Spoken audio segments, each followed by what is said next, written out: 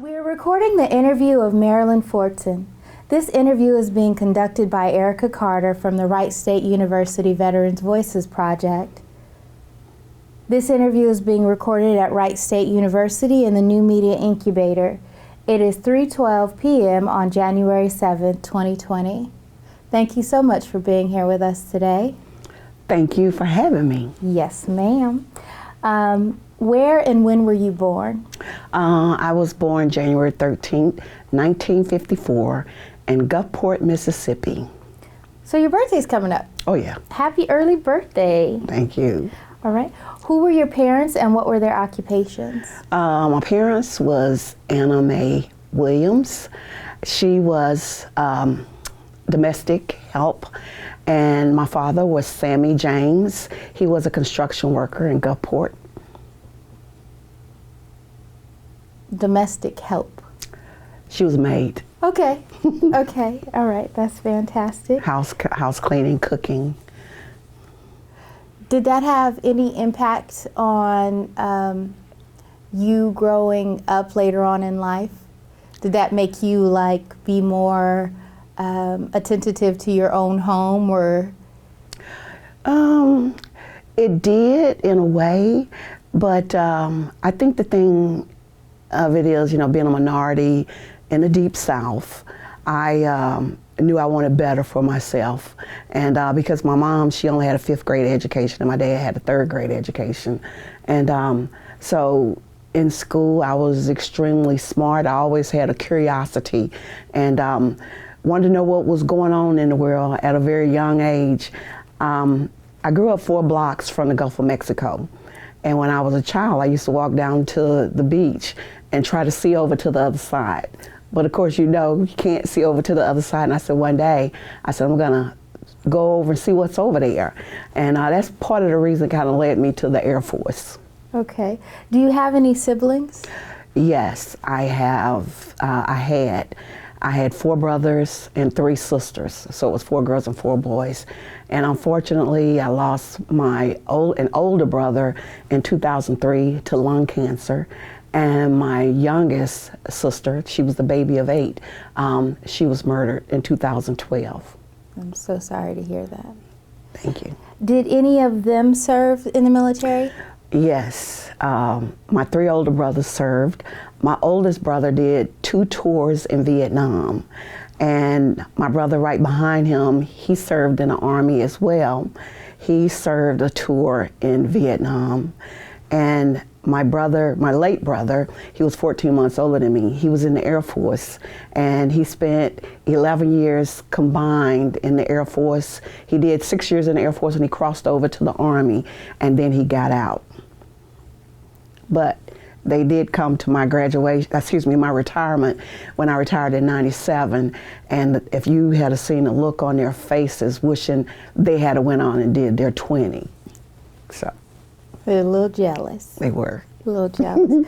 Okay, so did their joining the military affect you at all in your decision, or you? Okay, the way I really got into the military, a good friend and I were down in our little town of Gulfport looking for a job, and we kept coming up short, and we saw the recruiting building. And I said, let's go join the military. So she said, yeah, let's go join the military. So we go over to the recruiting building, and we walk in the building. They had the Army, the Navy, and the Marines on the first floor, and it was doing lunch. And so all of the administrative ladies were standing at the door. When they saw us come in, they were hollering, come join the Marines. And one said, no, come join the Army. And they would say, no, come join the Navy. And I saw the Air Force was on the 2nd floor, and I said, no, we're going up.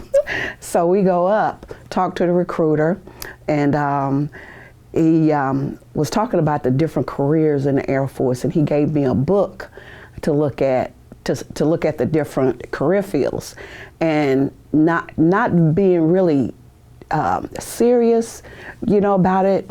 When I opened the book, the first thing that showed up was air traffic controller. So I said, this is what I want to do. And he said, okay. He said, there is a waiting list for that. But if that's what you want to do, you can come in, you can be delayed enlistment. And I said, all right.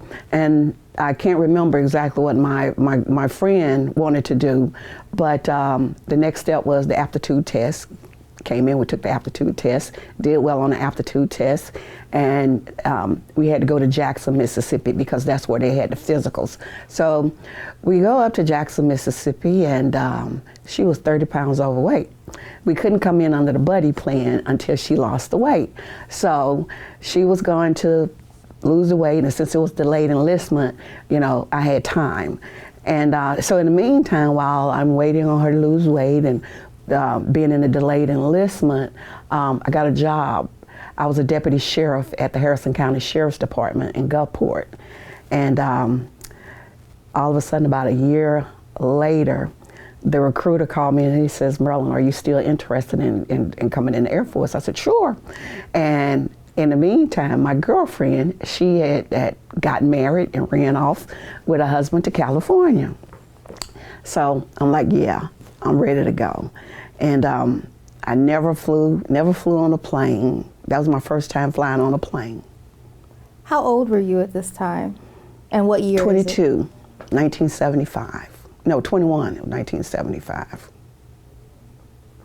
Okay. And I enlisted on 1 April, 1975. Another question, were your brothers drafted into the Vietnam War?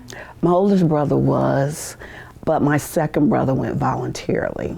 Is it because your older brother went, or because he had such a... He was in trouble with law. Okay, that answers that. Thank you. Because back then it was like, you either, I mean, typical teenage, you know, he was always getting in trouble. And judge told him, he said, okay, he said, you can either join the military or you can go to jail. And of course, he said, I'll join the military. And that's how he wound up in the Army. And your three younger sisters, they... And I had a younger brother too. Oh, okay. So the three or the four after you, what did they do? They didn't join. They didn't do anything. They just worked, got Okay. jobs and worked. All right. They're just looking at y'all like, I don't know about all that, huh? Yeah. Okay, y'all set a standard, and they was like, I can't handle that. All right, so April 1st, when you were at the deputy job, how did you get that job? Did you just apply? And I applied and they hired me.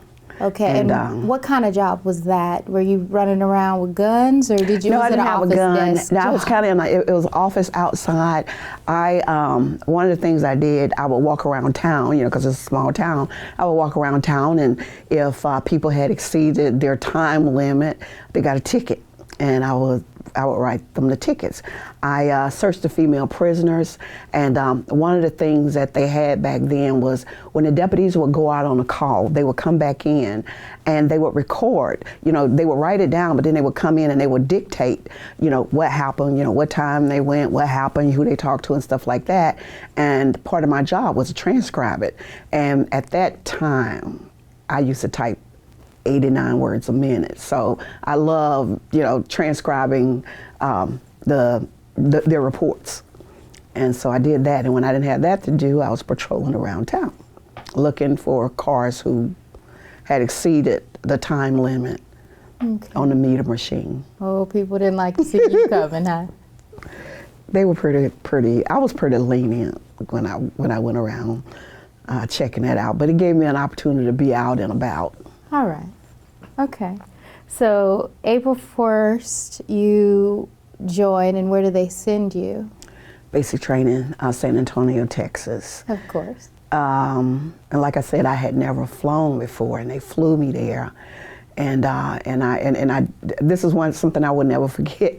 There were two other guys that on there. They were coming in. They were coming in under the buddy program, and I was sitting between them on the plane, and they had never flown either. So lo and behold, I didn't know one of them threw up on my pants leg. I was so nervous. I was so nervous that I didn't even know until we got to San Antonio and I was getting off the plane and the wind blew. And I said, oh my God. And the guy said, I'm so sorry. And all I could do was just look at him and just, And I had thank God I had a pair of carry-on. I had a little carry-on. I had some pants in there, and I went and changed. And I was like, oh my God, I said, I can't believe you threw up on my pants leg. And they picked us up and took us to Lackland. Do you remember anything about basic training? Yeah. They took us to this I guess the Welcome Center. And of course, we're talking about the 70s. Everybody had, the guys had the long hair and, the afros. And I had a big giant Angela Davis sized afro when I came in. And I guess the TI, training instructor, he would say, when I call your name, even if you know your Social Security number by heart, you need to hold your Social Security card up and read your Social Security number. And he called this one young man, blonde, he had blonde, long hair. This guy jumps up and he rattles off his Social Security number without holding his card up. And I remember the TI came over to him and got up in his face and he said, "Who's stupid?" He said it real loud, "Who's stupid?" And the young man was like, "Huh?" And he goes, "Who's stupid?" He said, "What did I tell you?" And so he told him what he just told him. And he says, "And did you do that?" And he said, "No." And he says, "So who's stupid?" And the guy said, "I am, sir." And so when my turn came around, I had my card right in front of me and I read my Social Security number off. And I remember they got us to our dorms at like 10:30 at night. And one of the lies that my recruiter told me was, it'll be two to a room, it'll be two airmen to a room. And when I got there, and the dorm guard was at the door, and she opened the door, and she says, welcome to basic training. And I said, "Well, where's my room?" And she turned the light on. Like I said, it was 10:30 at night. She turns the light on. She says, "Take a pic." And there's all these beds lined up, exactly 24 inches apart. And so I said, "My recruiter told me we had two. We were going to be two to a room." She said, "No, your recruiter lied to you." And I think one of the things in basic training, the first time GI party was mentioned, I was so naive. I really thought we were going to have a party. And I was like, well, how are we going to get to the store to get the stuff? Because we can't even go to the store to buy the party stuff. And one of the girls came over and she says, "Marylyn, a GI party means cleaning. You got to clean." I said, "Oh, okay." And of course, back then, the mops had to be trimmed. Your bed, they had to, if the TI came and dropped the quarter should bounce off the bed. And believe it or not, I really had fun in basic training because I went through with my cousin, and she was in the National Guard. We did not know that we would be in the same flight.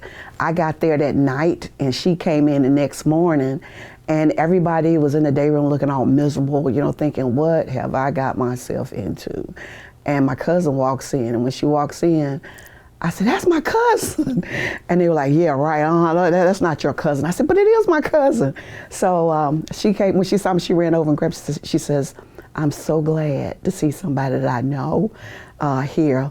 And we knew that we were gonna be in basic training during the same time.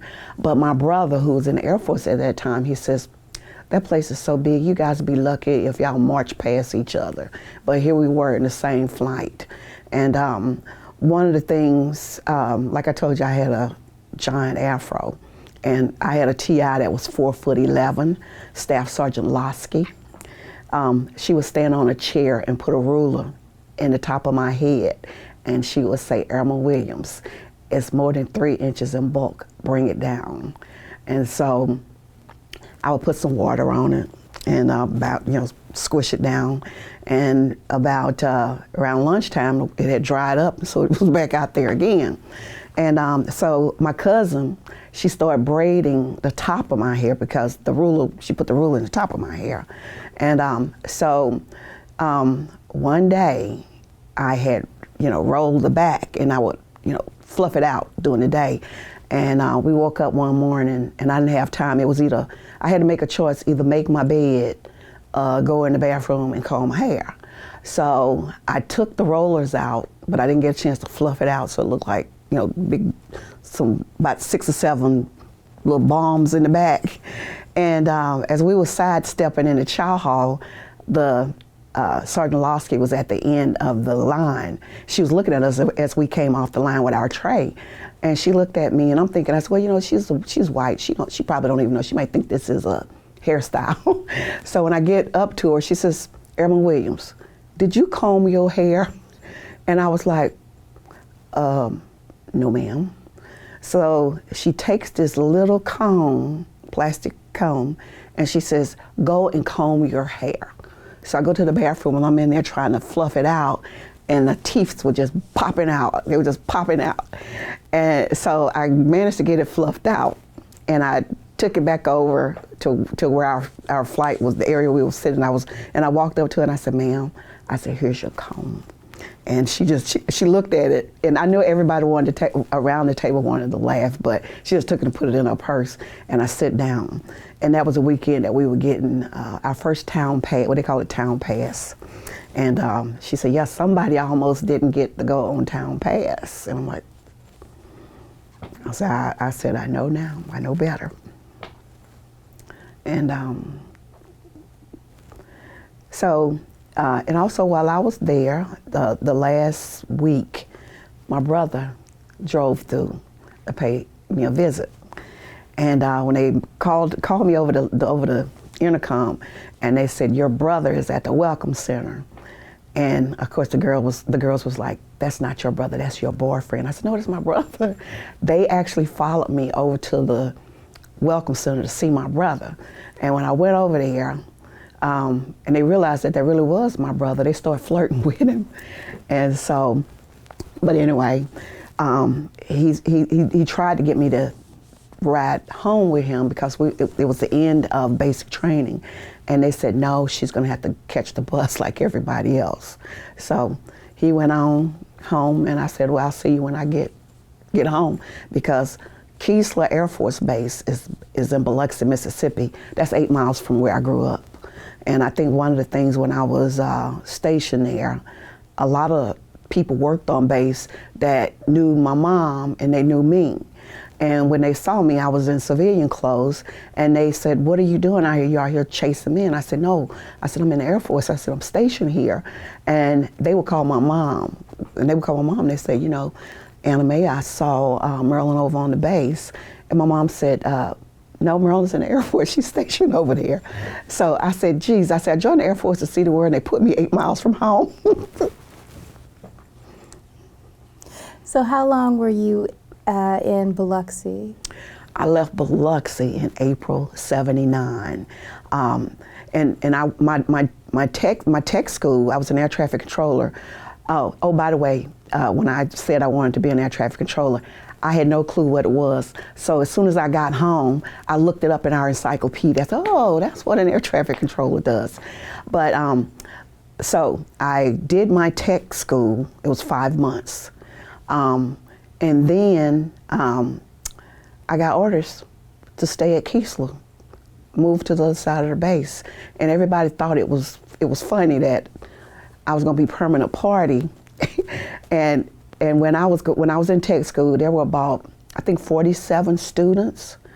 Every last one of those students got orders overseas except me. I got stuck at Keesler. And I was one of the ones that, you know, I joined the Air Force to see the world, and they put me 8 miles from home.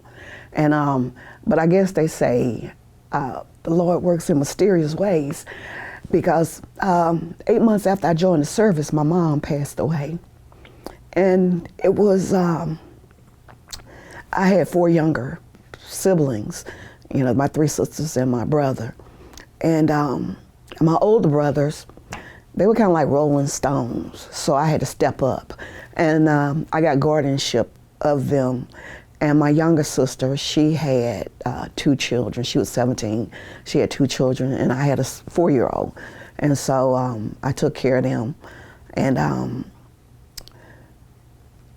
you know, when I think back to that time, I don't know how we made it, because every 2 weeks, I made $169 after taxes. But I managed to take care of them. And then at one point, my aunt stepped in and she took guardianship of my 2 younger sisters. They were 10 and 12. And my 17-year-old sister, she got married. And so it was just my son and myself. And so I wound up settling my mom's small estate and settled in a life being stationed at Keesler Air Force Base. And then it came around that they were closing the ground control approach, GCA unit, that where I wasn't in the tower, I was in what they call RAPCON, radar approach control. And so they came out that says, you guys have a choice. You can go to the school and be instructors, or you can take a PCS assignment, a permanent change of station assignment. And I said, I joined Air Force to see the world, I'm ready to go. Because I cleared everything, you know, my mom's estate, my siblings, you know, situated. And so they sent a rep from, well, back then they called it CBPO, military personnel flight is what they call it now. They had a rep come over and they briefed us, and we filled out our dream sheets, the ones that wanted to go take a PCS. And I remember in the 70s, everybody wanted to go to California. So I had relatives in California, so I said, I'm going to California. So I put 7 bases I knew in California down. And I said, I need one more base in California. And one of the radar repair guys, he says, Myrtle Beach. And I said, oh, okay. So I put Myrtle Beach on my dream sheet. And a few months later, my boss called me. He says, Marylyn, he said, you need to come over to the oiler room to sign for your assignment. And I said, he said, you're going to Myrtle Beach. And I was like, wow. I said, I wonder how far that is from my aunt and uncle. And he says, well, where do they live? I said, they live in San Francisco. And he says, Marylyn, I say about 3,000 miles. And I'm like, oh my God. I said, where's Myrtle Beach? And he says, South Carolina. And I was so naive. I'm like, where's South Carolina? And so I went to the radar guy. I said, you told me Myrtle Beach was in California. He said, I said Myrtle Beach was a good assignment. And I was like, I said, okay, that's it. And but the funny thing, you know, going back, 6 months after I'd always wanted to go to Japan. 6 months after my mom died, I got orders to Japan, but I still had my siblings, and I knew it was expensive in Japan. And I went over to the personnel office, and they were able to cancel my assignment. I mean, it was easy back then, cancel my assignment. And I wound up staying at Keesler. And so on the Myrtle Beach, and what was so funny at Myrtle Beach, when I was flying there, the stewardess came on and she said, do we have a Marylyn Williams, you know, on board? And I was like, and she came down and she says, yeah, she said the controllers at Myrtle Beach want to welcome you to Myrtle Beach and they can't wait to meet you. And I was like, oh, thank you.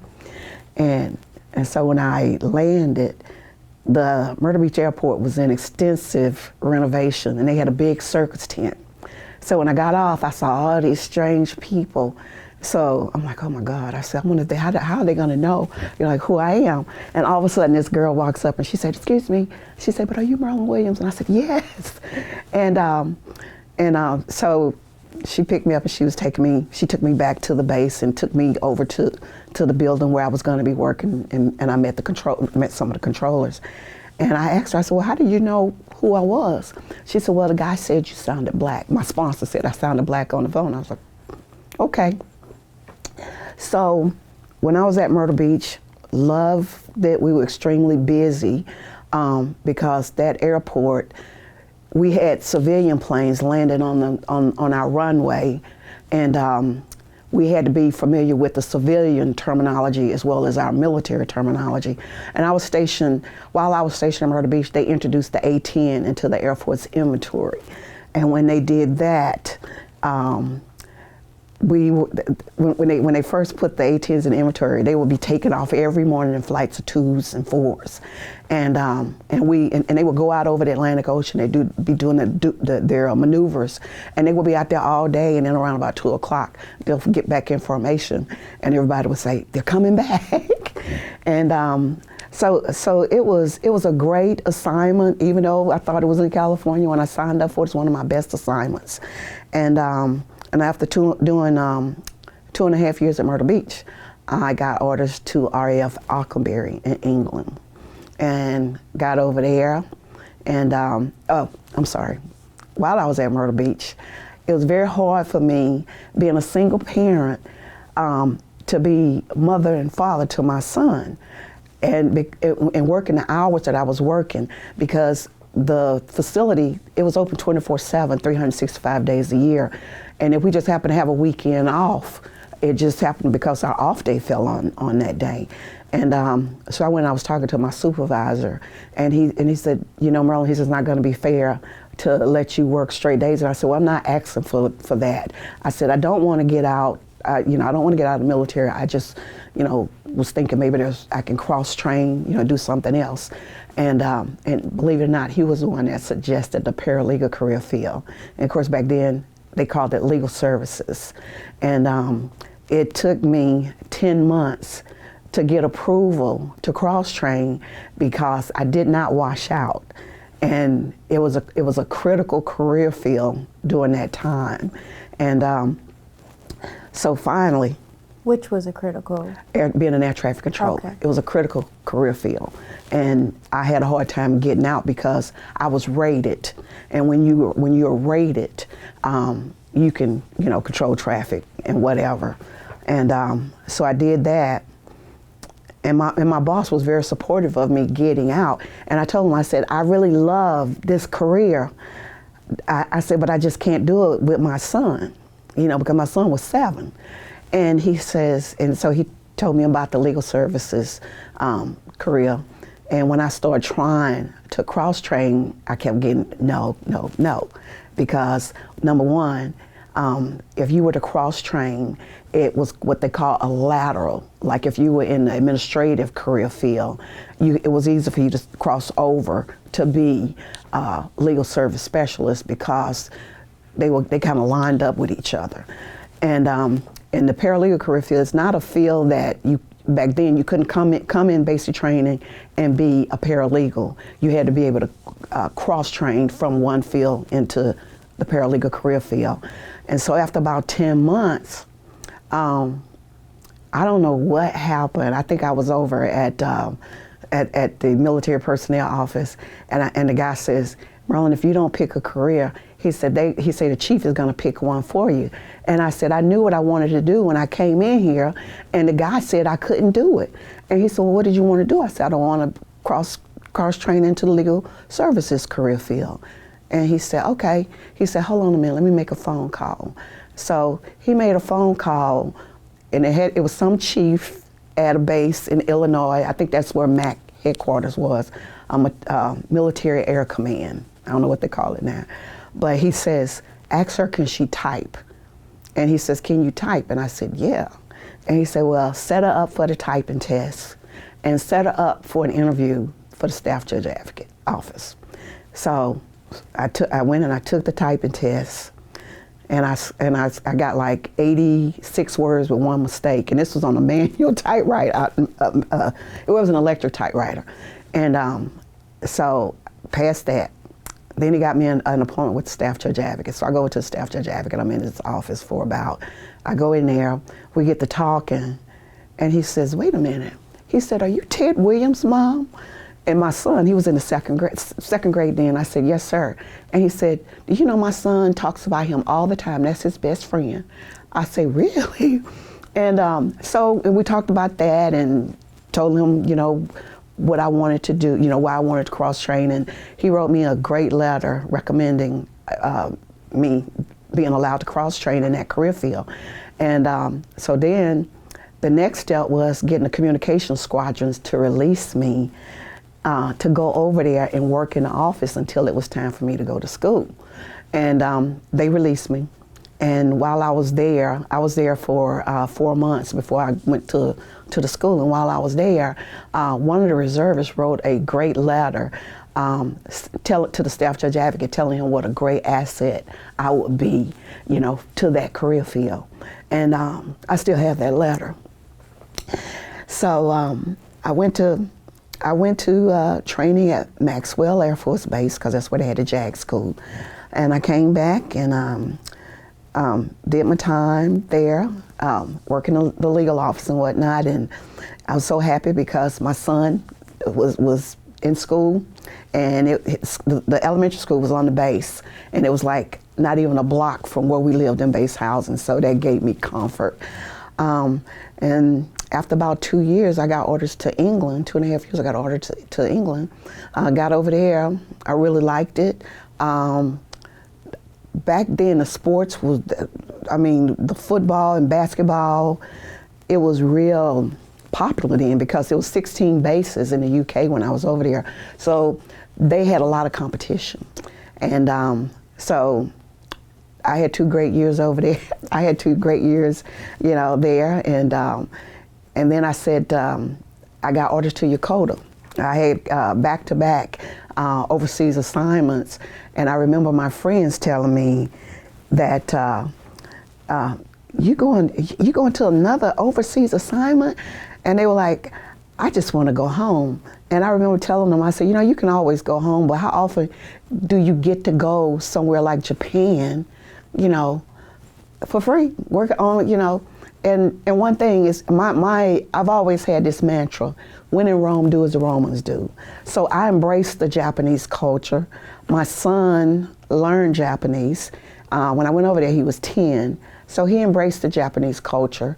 And I worked in military justice while I was there, and had some very significant court-martials when I was over there. We had one, it was a huge drug case that we had that extended to Australia, the Philippines, Hong Kong. And I was in charge of making sure we get all the witnesses from all those different places and the states, because it was like a network. And it took about a year for that to happen. And by the time the court-martial was over, it made the front page of the Stars and Stripes, because they had everybody from generals down to airmen that was interconnected with that. And so, but I was involved. That's what I did when I was over there. Wow. Yeah. Wow. So at that time, you went really quickly down. How long had you been in at that time? I went to Japan in 81. Okay, so 75 to 81. Yeah, because I was at Keesler for. So still you're not far along in your career at this point. Not really. Because I came in 75. I left Keesler in 79. So that's like a high school, so just right out of high school. No. 75 to 81, that's 2 years out of high school. Yeah, but I was in my 20s. I was like 21. I didn't come in right out of high school. Remember I told you? No, I'm just saying, you came in at 75, you'd have graduated at 79, so right. It's 81, so that's just 6 years. Yep. And it's like a graduate degree. I know. And you're just doing all these magical things in such a short period of time. Yeah, and I was having fun. I've talked to, people that was in the Air Force in the same career field, and it was like a horror story. And I just couldn't identify with that, because all my assignments, they were great. The people were great. The work. I loved being a paralegal when I was in the Air Force, and I worked my way up through the ranks. When I was at Dakota, I got E4. I got promoted to E4, and so I got promoted to E4, and then when I went after my tour in Japan, I went to California. Finally. and I got stationed at a base called McClellan Air Force Base, which is closed. And where was that located? Sacramento. So finally, almost close to my aunt and uncle were 2 hours away. Okay. And the beauty of Sacramento is Lake Tahoe was one direction, Reno was another direction, and there's San Francisco another direction, all within a 3 to 4 hour drive, depending on where you were going. Why'd it look? I've been to Sacramento. I don't know about it being great, but okay. Well, you know, when I was there, but when I was there, because when I went back many years later, I didn't recognize it. I agree. And I was like, what in the world have they done to this? Because it was a great town to raise a family, and all the buildup hadn't occurred. And this is one thing, when I was in Japan, I'd been reading about the gangs, the Crips and the Bloods, and my son was 13, and I'm like, as a single parent, I'm like, oh my God. And it's like, you know, if you wear red, you this, and if you wear blue, that. Well, when I got to Sacramento, I made sure my son had no blue and no red in his closet. Every other color, but none of that. And that was a good assignment because when I got there, I worked claims. And I really enjoyed working claims because I knew my job. I trained quite a few claims officers that came into the JAG career field who had no experience, you know, working in a law office. And there I was, you know, working claims. I trained them. And it was interesting. It was interesting. I don't know, you know, how much you want me to share about my time in claims, but tell it. But we had when I was stationed in Korea, we had a jet that. Wait. We're going from California to Korea. I'm going back. We're going back. Okay. So, and now that I'm thinking about this, I'm like, well, let's go back. Just sharing some experience on some of the type claims that we had to deal with. When I was in Korea, I was stationed at Osan. I had a sonic. When did you get stationed in Korea? Because we were in Japan. I haven't got there yet. I'm sorry. Okay. I'm paying attention. I told you I was actively listening. I was at McClellan for 5 years. Okay. And in '89, I went to Osan. Wait, we're jumping forward technically. Yeah. Okay. All right, so in California, that was 81, 82? That was 84 to 89. I was there 5 years. Okay, 84 to 89. And then in 89, we go to Korea. Went to Osan. Okay. That was a year's assignment. Really loved Osan. I did too. Oh, the shopping. Oh my goodness. I broke every paycheck. Now, did you take your son? No. Okay. I was married then, and so I had my son, he was 2, and my other son, he was like a teenager. So I have 2 sons. And the one that I was talking about earlier, that's the one, he was still there. He was graduating, going on to college. And so my youngest was 2 at the time I went to Korea. And I was talking about the claims. We got a claim from a Korean national. He had a mink farm, and the sonic boom scared his minks, and they lost their babies, and he wanted compensation for it. And so we had to do what they call a sympathy payment for that. But it was just interesting because when they came in and they were telling me about it, I was like, "Are you kidding me?"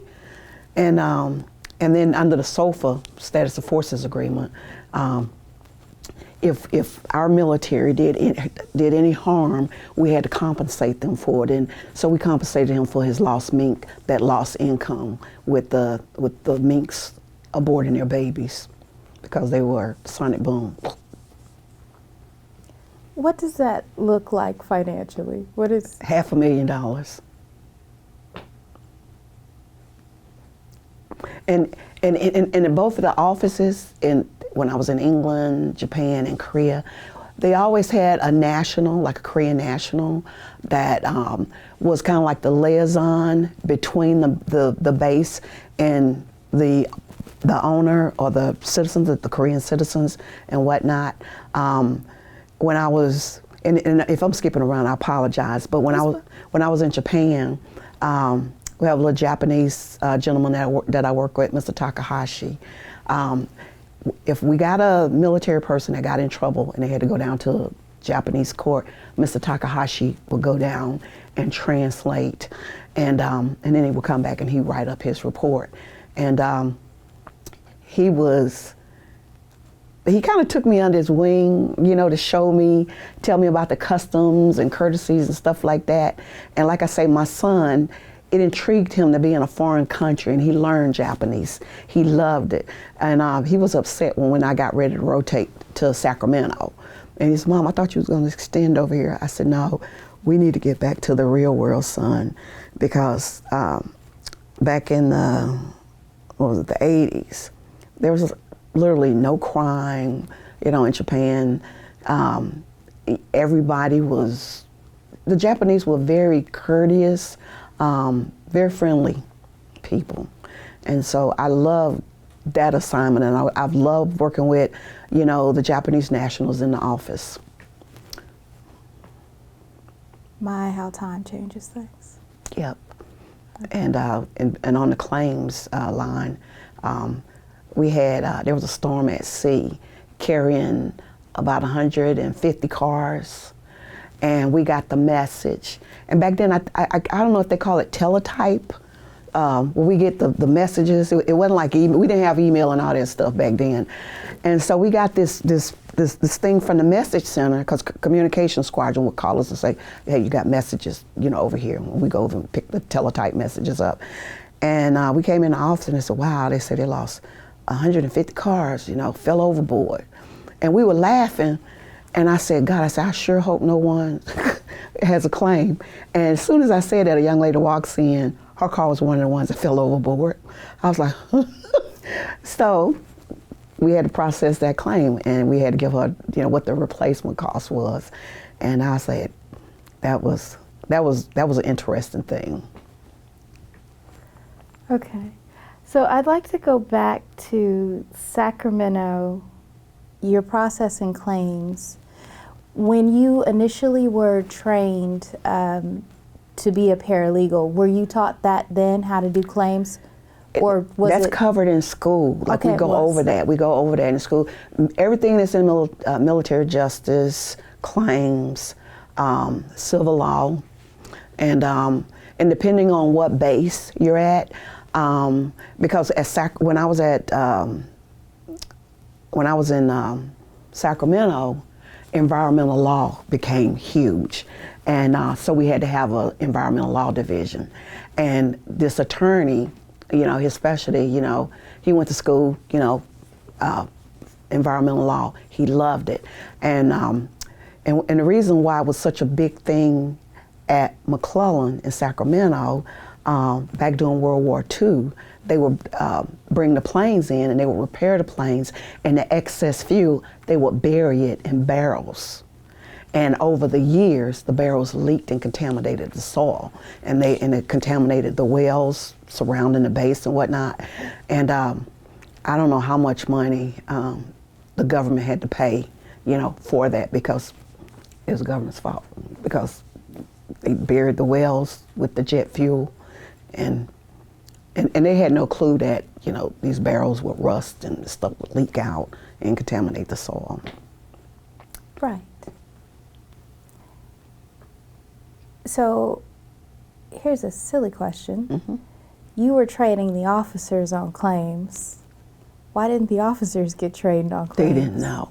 Remember, a lot of them, the new ones, like the second lieutenants, they send them straight to JAG school from OTS or wherever they come from, and they don't. You know, they probably get a touch of it. And like when I was when I went to school to be a paralegal, they taught us the foundation of claims. And when you get to your base, you know, you hands-on on the job training, but you already have that foundation. So basically they had a foundation, but there's some things that they didn't understand, the principle of something. And so basically, since I knew and I was like NCOIC, non-commissioned officer in charge, I, would consult with them, and they would come to me a lot to ask, Marylyn, have you ever heard anything like this? And I would tell them, and we worked very closely together, learning claims. I think when one of the rules in claims is local replacement costs, and I want to hit on that for a minute. When I was in Japan, had a young man come in. He shipped a Harley Davidson motorcycle to Japan, where they have Honda motorcycle, Yashuki, whatever those names are. And literally, his motorcycle was destroyed at port.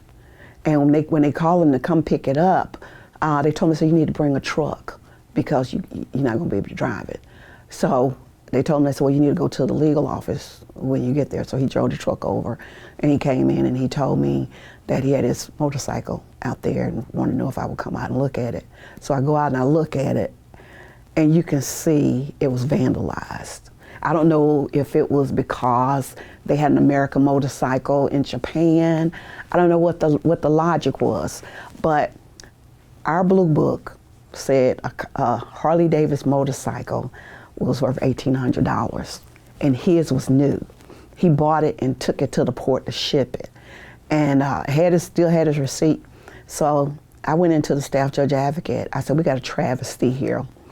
I said, this young man, I think he was a two-striper. I said, he spent $5,000 on a brand new motorcycle, and I said, it's destroyed. And I said, I know what this book says, local replacement costs. I say, but I want to recommend getting him what he paid for it. And he said, Marylyn, he said, do you feel that strongly about it? I said, yes, sir, I do. And he said, well, give him the $5,000. And so we did it. Great job, you. Good way, great, outstanding job having that young airman's back. Yep.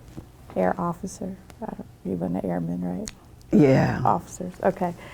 All right. So a few other questions for you.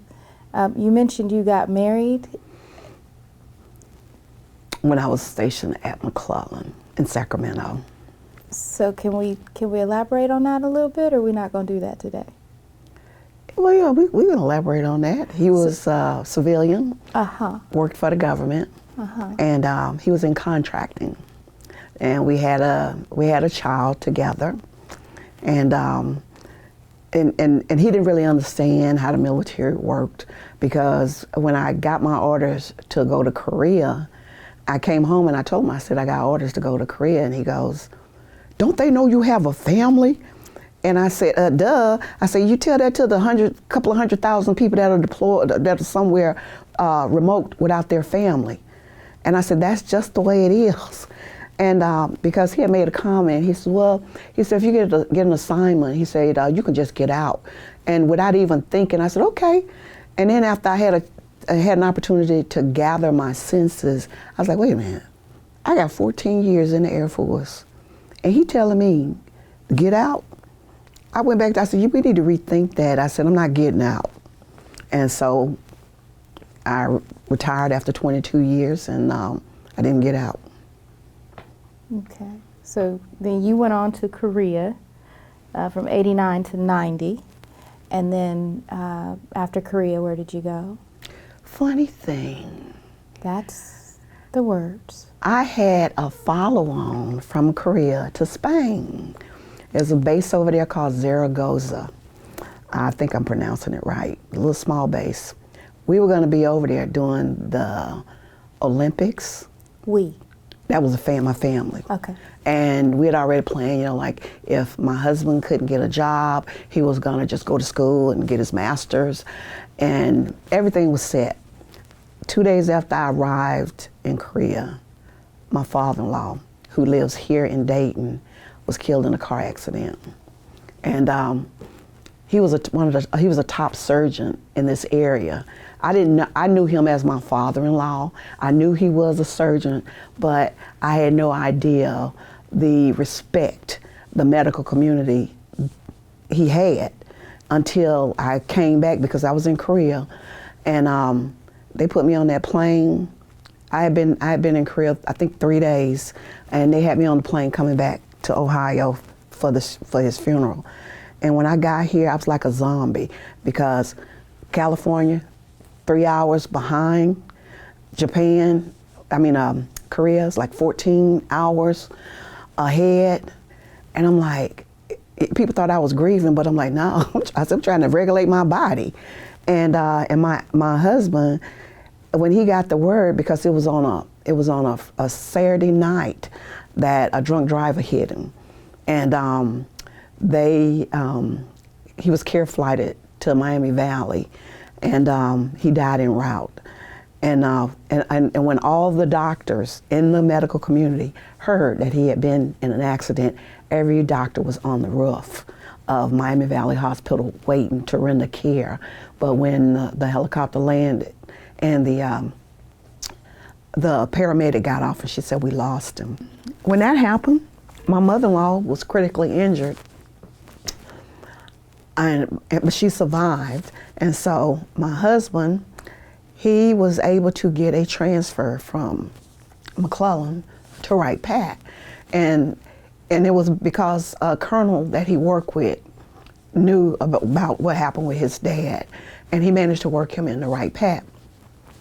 So I had to try to put in for a humanitarian reassignment, and they turned me down. But I had a friend who's also a paralegal. We were stationed in Europe together. He worked the paralegal assignments, and he heard about what had happened with my father-in-law.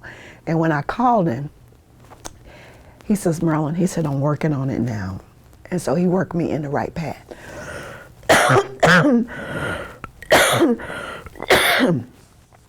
And my goal when I got to Wright Pat,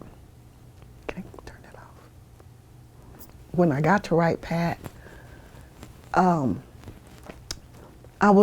my plan was to just vegetate in claims for 4 years and retire at 20, because when I got here, I had 16 years in. Well, I called my sponsor, and she says, Marylyn, you have been diverted. I said, what do you mean diverted? Where am I going? And she said, you're going to the headquarters. And I'm like, no. So he worked me into Wright Pat.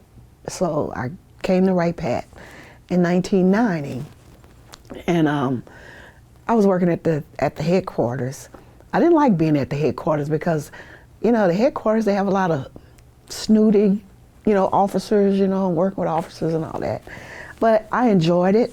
And then I got a line number for E7, and my boss, he says, Marylyn, he says, why don't you go down and take over the law office, the base law office? And I'm like, I don't want to go down and take over the base office.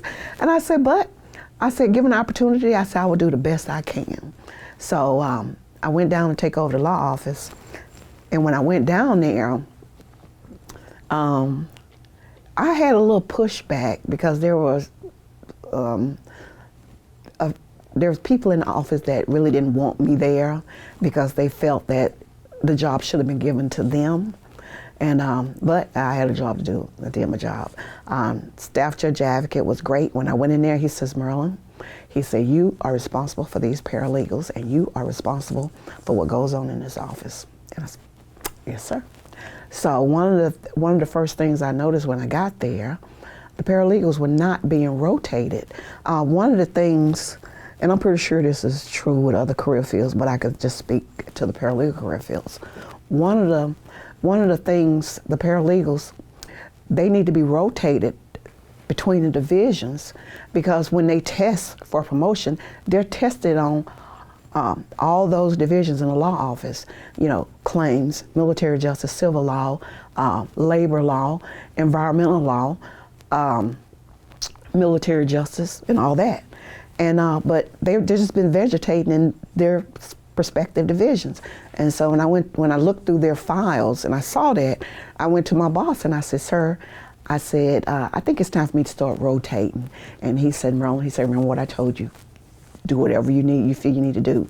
So at the time, Wright Pat had the largest claims office in the entire Air Force. And there was a civilian that was in charge of that. And when he found out I was getting ready to rotate some of the senior people back there that had been there a while, he came up and had a conversation with me. He said, Sergeant Fortson, he said, we are the largest claims office in the Air Force.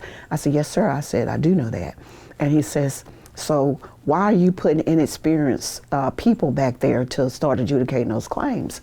And I just explained to him, what my job was, as a law office manager and as their supervisor to make sure they were well-rounded. So when they went to test for promotion, that they wouldn't be blindsided. And he was like, well, I still think, you shouldn't have rotated them. And I just told him, I said, well, sir, I said, you're more than welcome to take this up with my boss. I say, I'm the law office manager. I'm responsible for the paralegals. I am responsible for their training. And he said, oh, no, I don't want to talk to you. He said, do what you need to do. So I did it. And no one had been submitting the paralegals and the civilians in the office for like NCO of the quarter or admin of the quarter and stuff like that. And so I went to my boss and I brought that to his attention. And he said, all right, Marylyn. He said, let's do it. Let's get it done. So I would recognize a paralegal. And I said, okay, I'm going to submit you for NCO of the quarter or airman of the quarter. And they were winning. And the thing of it was, they said, Sergeant Fortson, no one ever appreciated us like that. No one ever cared whether or not we were rotated. Some of the paralegals came to me and they said, we asked to be rotated, but it fell on deaf ears. I said, well, I hear you. I said, because you know what, I was in your shoes once, and I said, and I was lucky enough to have the opportunity to rotate through the law office. And I said, so you're gonna get that also. And so everything went quite well after I did that. And it was the era of, we were getting more technical. We got back then it was the cell towers with the CDs. And I went to my boss and I said, I think we need a new courtroom, because the old courtroom was World War II, goes back to World War II. It had a beam in the center of the it had a beam in the center of the courtroom where if the trial counsel was over with the defendant, they had to lean over. And if the judge was talking to him, he had to lean over. And so he said, if you can find a place, he said, we can move forward on this. So at the other end of the building, there was another squadron auditor room in there. And I went in and I was talking to the first sergeant. I was asking him about that space. And he said, Marylyn, he said, we will give up this space if you find us another place to move. As good as this. I found him a better place. Did a little negotiating to find him a better place there. And they moved and got the architect, worked with a design, approved the design. And at the time, it had top of the line audio equipment, media equipment and whatnot. And within a year and a half, we had a new courtroom. And what we did with that part, we made some additional offices. Lovely. Yeah. So a lot can be attributed to Sergeant Fortson for Wright Patterson. Yeah. Okay. We, when I got ready to retire, one of the paralegals in the office is an artist, and he was so funny. I would go up to his office and he had an apple and an orange on his desk, just letting it just shrivel up. And I went up there one day and I said, Mark, I took the apple and I threw it in the trash. He said, no. He said, that's art. He said, I'm working with something. And I was like, what? Well, I got to get this in. Mark, I told you he was an artist. So whenever someone was changing duty station, he would draw a picture. And one of the highlights of being in the law office, every May 1st is law day. So we had a group of 6th graders from one of the local elementary schools. They would come and shadow the attorneys. And one day one of the attorneys came, she says, Marylyn, she says, I'm really working on this trial. She said, would you mind, entertaining them while I'm working, getting prepped for this court martial? And I said, sure. So I called up to the headquarters because I still had some folks up there that I knew. And I asked the secretary, I said, is the general in? And she said, yeah. I said, well, can I bring him up there and introduce him to the general? And she said, sure. So I took him up there and the general came out and met him and talked to him and stuff. And it was like they had met a rock star. And so I took him back down to the office. And one of the traditions that we had, when they were coming near their time to go back to school, go back to school, we let them put on a play, and we made it fun. We had Aladdin. We had a play based on Aladdin, and people that worked in the office were the characters, and the staff judge advocate played Yargo, the bird, and his wife made costumes for him and whatnot, and so Aladdin was put on trial for stealing the lamp. And the kids were the attorney. We had the defense counsel and the trial counsel, and we had the real attorneys advising them. And they had got such a kick out of that. And we had one of the reserve paralegals. Her and her husband had a video business, where they would go and video weddings and stuff like that. So she came in and recorded them. And at the end, she made a video, and it was like had the rolling credits, like who played this and all that. And each one of them she gave each one of them a copy. So when they went back to school, they're like, this is what we did. We went to the law office on base. We went and met a general, and we got to prosecute Aladdin. That's so cute. Yeah. Aw. It sounds like you really, enjoyed what I assume is your last 6 years? Yep. They were making so many changes. The uniform changed, I think, the last 5 years of my active duty. And Wright Pad is was the beta base where we can go over to clothing, wherever their office was, and get fitted for the new uniforms. And so my last 6 years in the Air Force, I was a test subject for every one of the pieces that came out, the pants, the cardigans and stuff like that. And then it was like one day I woke up and I said, I'm not having fun anymore. It's time for me to leave. And I went and I put my papers in to retire a year out, because you can forecast up to a year. And when they found out that I was leaving, the paralegals would come to me and they said, Sergeant Fortson, they said, we don't know what we do. I said, you keep living. I said, keep doing your job. I said, and always remember, I say, if you know what's in those regs, you can go toe to toe with a general if you're right. And I just want to loop around an instance that happened to me when I was in Korea real quick. Okay. First of all, it's the military member that's the proper claimant when it comes to filing claim. But I always let the wives come in because they know what they have and stuff. And one of the rules that we had is, if you're an officer and you have USAA and you have anything missing in your shipment or water damage, you will file your claim against USAA and come back to the military, and we will re-adjudicate your claim. If we would have paid you more than you got from USAA, we pay you that difference. And I had a wife come in one day and said she her jewelry got lost in a shipment. And I was looking at her and I'm thinking, duh, why didn't you carry it with you? We talking about jewelry here. And so I explained to her what the procedure was, what the process. I even gave her a copy out of the claims reg. I made a copy for her. That wasn't good enough. She goes home, she tells her husband, and her husband comes back. He's good friends with the staff judge advocate. And so all three of them come back to this little room where we were in. It was me, and there were two paralegals. And they come in, and the staff judge advocate, he says, Marylyn, he says, Colonel so-and-so says you won't pay his claim. And I looked at him, I said, no, sir. I said, I didn't tell her that. 'Cause she was standing behind, looking like, nah, like that. And I said, no, sir, I didn't tell her that. I explained what the process was. I said, I even gave her a copy of the regulation where it talks about the process. I said, I didn't say we wouldn't pay her claim. So then he looks at me. This is a staff judge advocate. He said, so Marylyn, he said, you're not going to pay their claim. And I said, well, sir, I said, I tell you what. I said, I will pay their claim. I said, but there will be a memo in the file that you directed me to pay that claim. And then he looks at the colonel. He said, John, he said, Marylyn said, we can't pay your claim. And they walk out.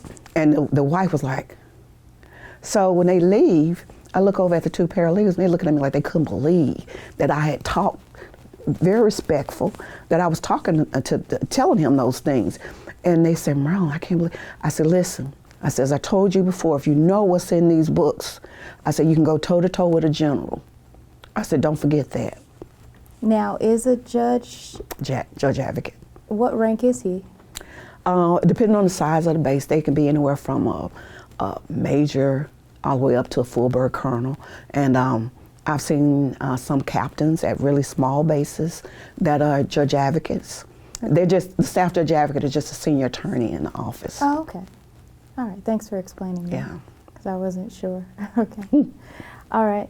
So, wow, an amazing career, fun career. Few setbacks that you worked your way around, smiled through. Yep. And got through. Congratulations. Thank you. And you retired as a master sergeant. Yes. Which is a E7 in the Air Force. Yep. Okay. What did you do after you retired? Because you weren't that old. No, I was still pretty young. Yeah. I had several jobs. Okay. I was human resources, field that I loved. I had a lot of involvement with the nonprofits in the area because I always believe in giving back, paying it forward. Even now, if I go through a drive-through, maybe I do it once a month, it's a habit I have, I always pay for the car behind me. And one morning I went through McDonald's and I told the lady, I said, I want to pick up the car behind me. And then I looked through my rearview mirror and there was a whole gaggle of kids in the car. And I was like, and she said, you still want to pay? I said, sure. All right. Are you a part of any groups or veterans organizations? I'm a part of the veterans group the local group that we have here. And on Facebook, we have a VA disability group. That's a very, very informative group. A lot of veterans don't know the process for filing for their benefits or even filing for an increase in their benefits as they get older and those conditions get worse. Also on a group that says Women Veterans Over 50. That is a very uplifting group of women. Some of those women have amazing stories that they share in the group. We actually have a veteran from World War II in the group, and we just kind of embrace her. And I think one of the other groups, that's basically about it. I'm not any. Together We Serve, that's a newsletter I get, stuff like that. The first group that you mentioned, can you elaborate? What, the VA disability group? Is that the one you're talking about? You said online? It's on Facebook, it's a Facebook group. And you said there's a group around here. It's the Women Veterans group. I don't know if it... Miami Valley Women's Collaboration. Oh, that's a mouthful. But yeah, okay. That's the group that I'm a part of. I love that group. Never knew the full name of it because... I'm forgetting like two letters. Miami Valley Women's... Outreach? Yeah. Yeah. Collaboration Outreach. Yeah. So, and I've been a part of that group since it was started. And I just never knew it just never stuck because I was so close with the originator, And it just, you know. Cheryl Malone. Okay, yes, Cheryl Malone. So,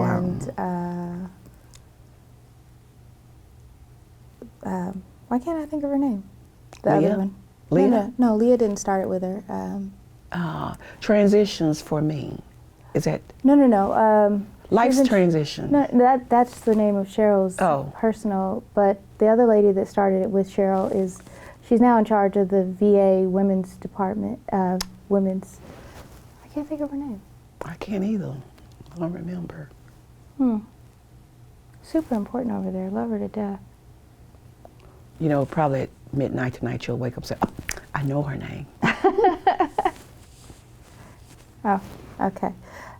Yeah, lovely group to be a part of. Yes, and I enjoyed the group immensely. I love our trips to North Carolina, our annual trips to North Carolina. Just love it. Okay. All right. Did you have any problems readjusting the civilian life after you retired? Not really.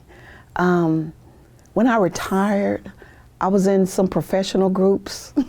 That's what I did because I knew I wanted to be in human resources.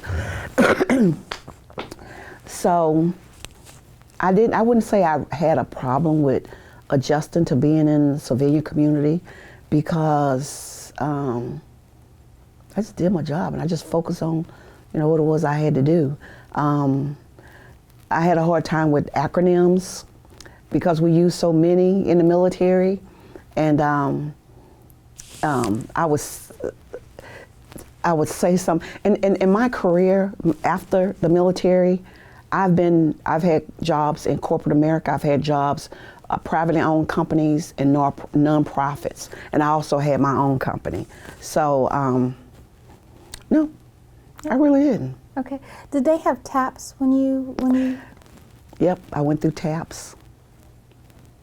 Was that helpful? No. Okay. To be honest, no, not really. Okay. And here's the other thing that I had.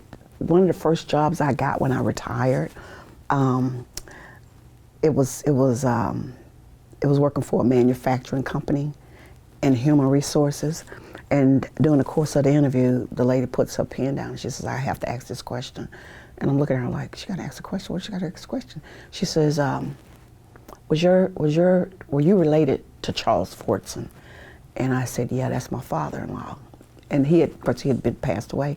And then she proceeds to tell me that her dad was a general practitioner, family doctor. And she said, she called him Charlie. She said, Charlie was the only one that my dad would trust his patients to if they needed surgery. And I was like, wow. And like I said, I knew, even now, the accident happened in '89, and now in 2020, I still hear people telling stories about how he saved their lives or how he didn't charge them if they didn't have the funds to pay for surgery. And I was like, wow. I said, they don't make doctors like that anymore. And but anyway, that's how I got my first job. It was that connection. And because before I got home, my husband, he says, Marylyn, he said, you just got to call. And I called her back and she said, we would like to offer you the position. And I said, I gladly accept. How lovely. Mm-hmm. Yeah. Doing good by people, definitely. Yeah. And I think when you ask me about adjusting, the military trains us to be adaptable. And I think that's what I had going in my favor as far as the adjusting and stuff. You just adapt. You just learn how to adapt. And I was very successful at it. Have you remained in contact with some of your military compadres? Quite a few. Okay. Quite a few. One gentleman that I was stationed with here that worked for me here at Wright in the law office, he went on to be the commandant of the JAG school in Montgomery, Alabama, at Maxwell Air Force Base in Montgomery. And in the military, in the paralegal career field, there's an annual award. It's called a Swagonsky Award. And he won it one year.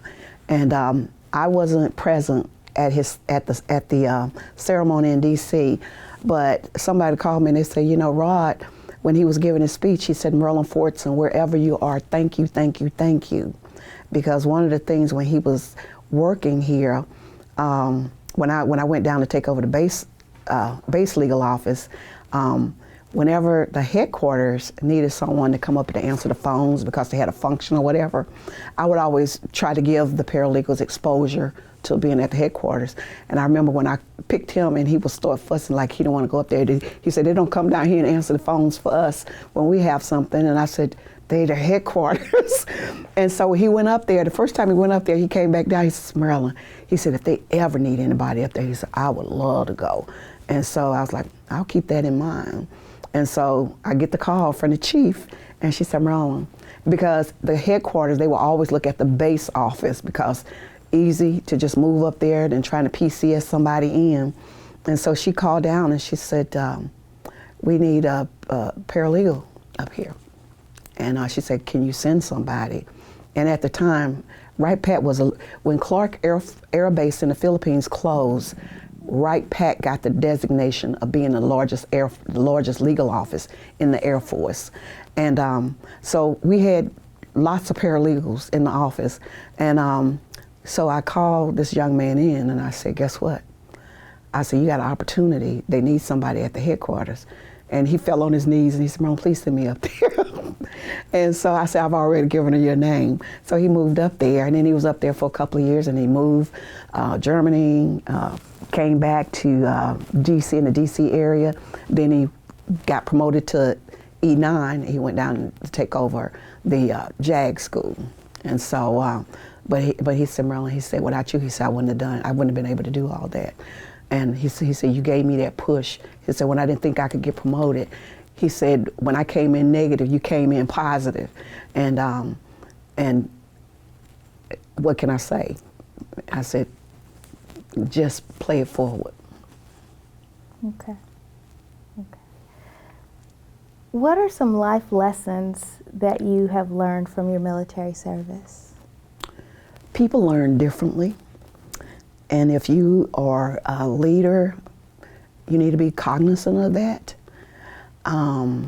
Because I've had people when I was on active duty that they learn differently. And so you adapt or adjust to the way they learn. I had a young man, he was an E3, he had been in the Air Force, I guess 10 years, and never got promoted. And when I realized he had a learning disability, and I talked to the people, you know, in personnel to see what they can do to help him and to help him adjust, to help him learn. And he got promoted. And he came in, he said, Sergeant Fortson, he said, I want to thank you. He said, I didn't even know. He was, come to find out he was dyslexic. And he said, I didn't even know. He said, I just thought I was dumb. I said, no, you're not dumb. I said, you're in the Air Force. You're not dumb.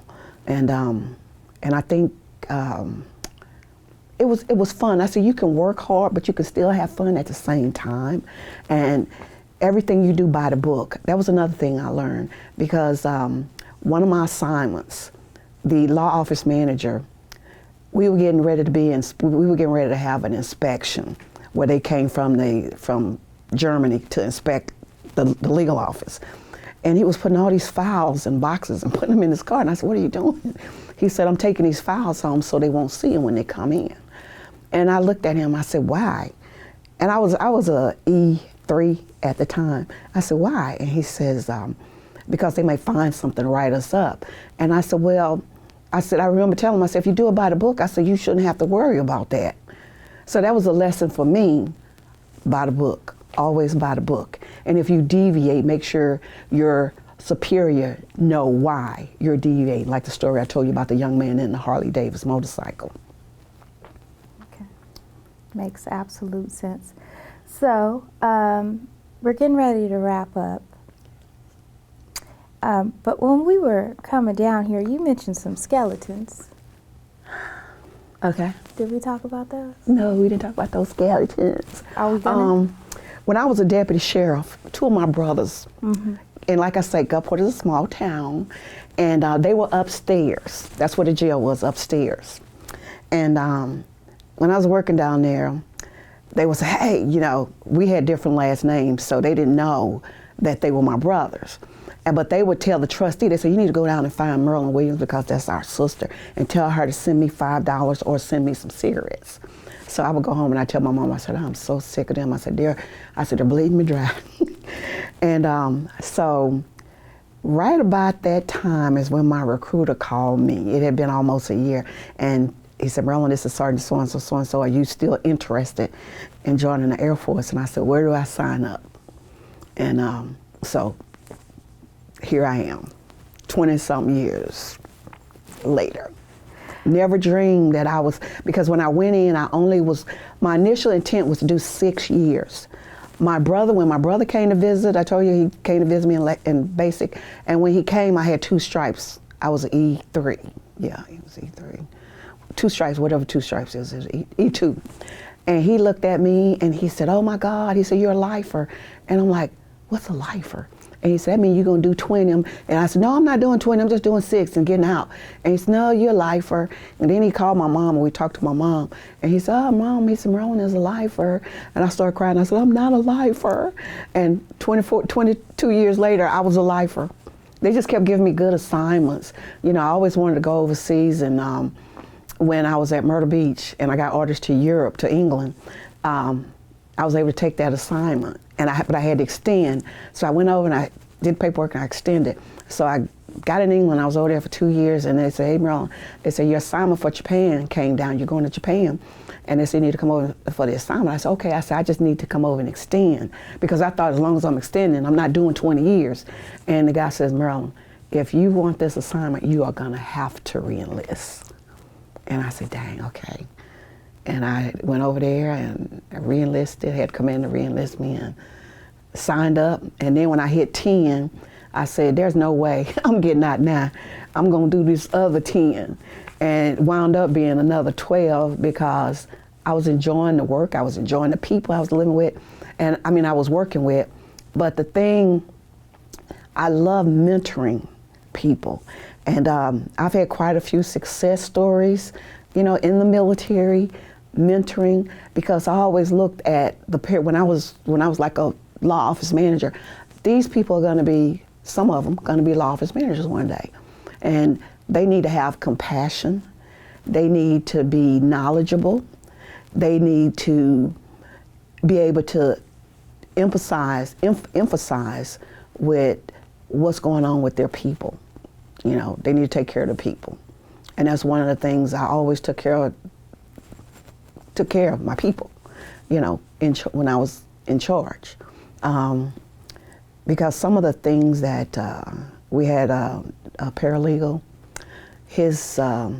when he went to tech school to learn how to, a paralegal school, well, when he left, his wife moved a boyfriend in base housing. And when he came back, he signed a power of attorney giving her complete custody of his son.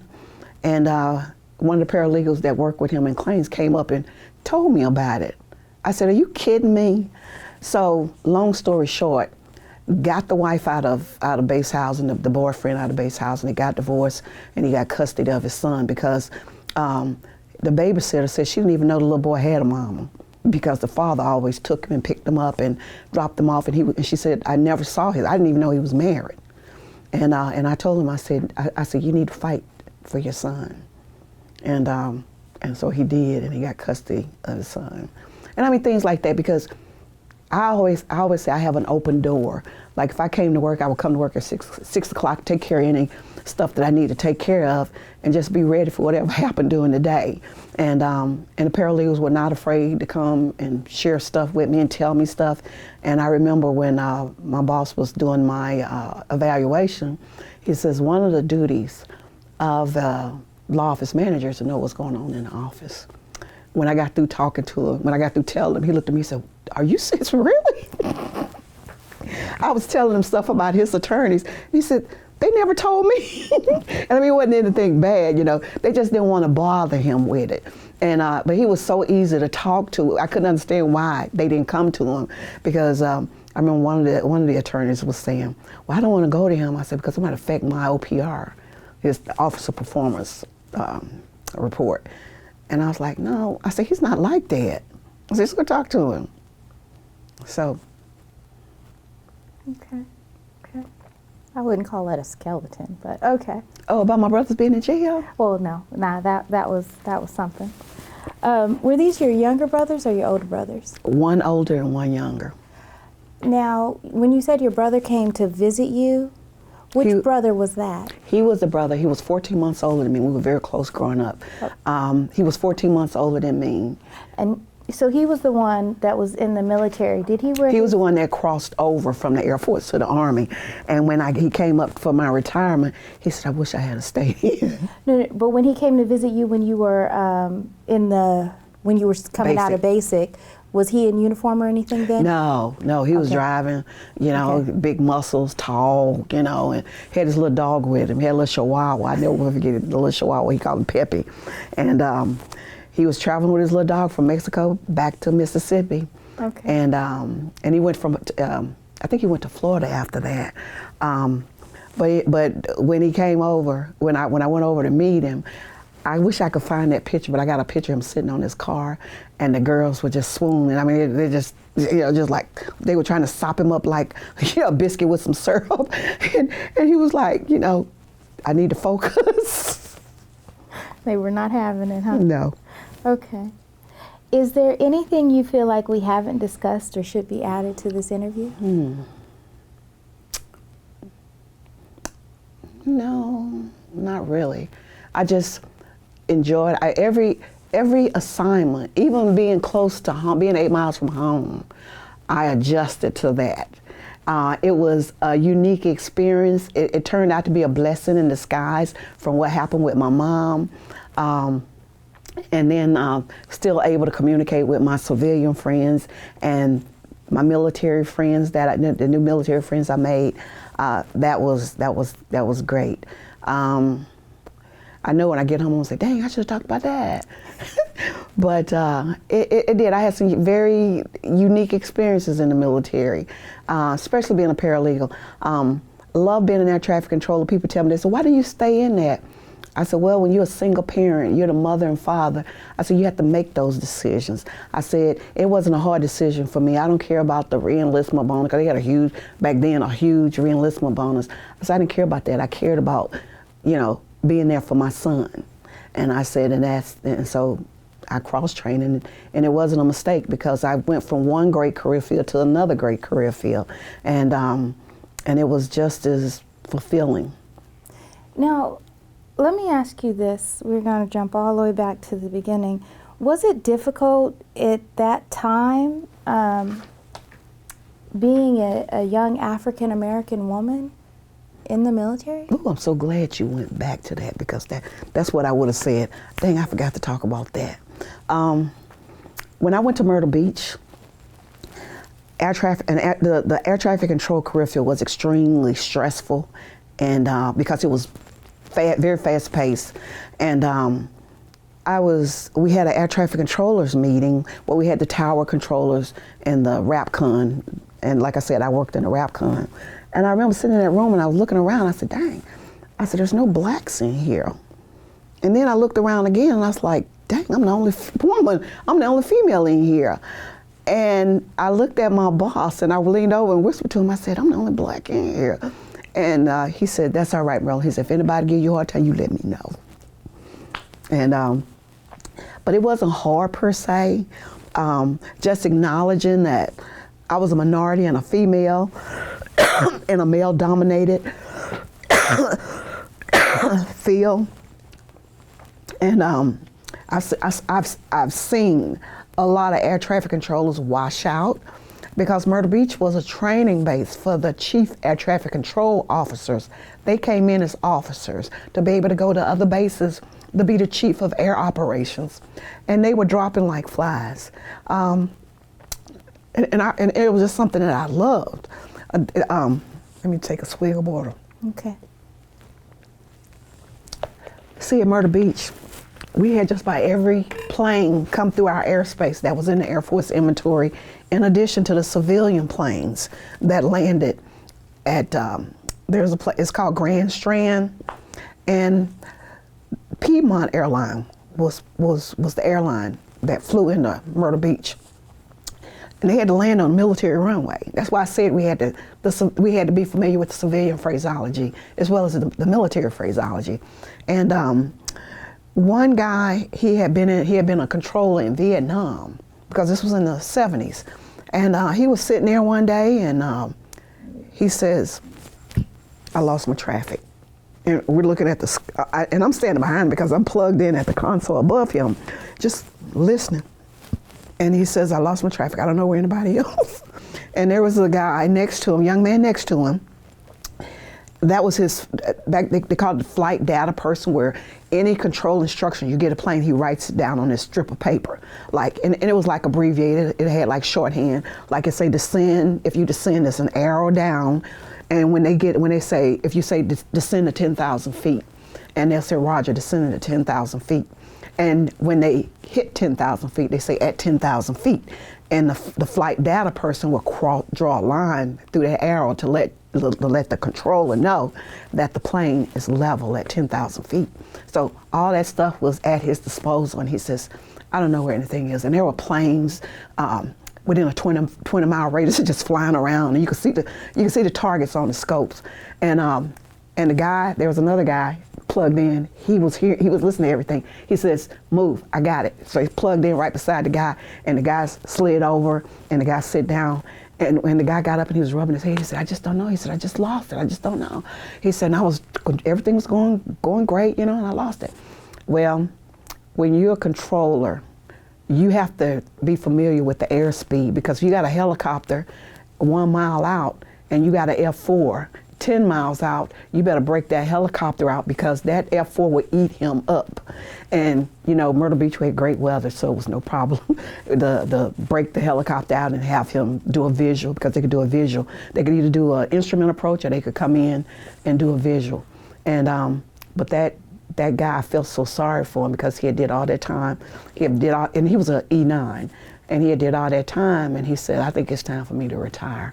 He said, "It's time to put this soldier out to pasture." And he went and he retired. Because I was like, oh my God. When he said that, I was like, oh my God. I said, is that going to happen to me? Apparently not, because No. you breaking this down like it happened last weekend, and I can't remember what I learned last semester. Yeah, it was, those things kind of stand out. They would try to play tricks on me, because I was the only female. And I never saw a black-white thing. I just saw, you're just people and men. And one morning, early one morning, we have to line the scopes. We have to line the scopes, and there's like a shelf, but you got to lean in, because the knob's under the shelf. So I could see my crew out of my peripheral vision. They were like kind of like in a little huddle. And so I'm down there just lighting the scopes, and all of a sudden I look up, and I looked, and right there on the big scope, there was a little green sticky frog. And you know what? I picked them up, and I put him over to the side, and I went back. And they said, "Marylyn, you're not scared?" Because they thought I was going to scream and run out. And I was like, "No," I said, "I grew up with those things. Please." I said, "Now if it would have been a snake, it would have been a whole different story." But I'd be like, "You keep them for later. We might have them as a snack." No, I'm kidding. You fry him up with some crawdaddies. No, I'm just playing. Yeah, I don't eat crawdaddies. We used to catch them when I was little. That's what I'd have told them, though. Yeah. Oh yeah. It was, and like I said, I just did my job. And when I rose up through the rank to be in charge of somebody, I always treated them like, one day you're going to be here, and this is what you need to do, because, even in the military and the civilian sector, you're going to have some bad bosses. And I've had some, and it kind of sticks. That's how I don't want to be when I get there, if I'm blessed to get there. And I've had some great mentors, in the military. Sergeant Wright, thank you. Colonel Owens, Jeffrey Owens, thank you. Colonel Barbie Brand, thank you. Colonel Ozier, Teelan Ozier, thank you. Okay. All right, so last question. Are we ready? Yeah. All right. What message would you like to leave for future generations that will hear or view this interview? Never be afraid. Embrace the challenge. I had a great career in the military. Be adaptable. Have an open mind. One of the things that I view, the way I look at the military is just like a job, except we wear uniform every day and we represent our country. Carry yourself proudly. And there's going to be some things that you love, some things that you like, and some things that you don't like. It's all about being adaptable. Okay. That's what I have to say. All right. That concludes our interview with Marylyn Fortson. Thank you for your time today and for your military service. And thank you for having me.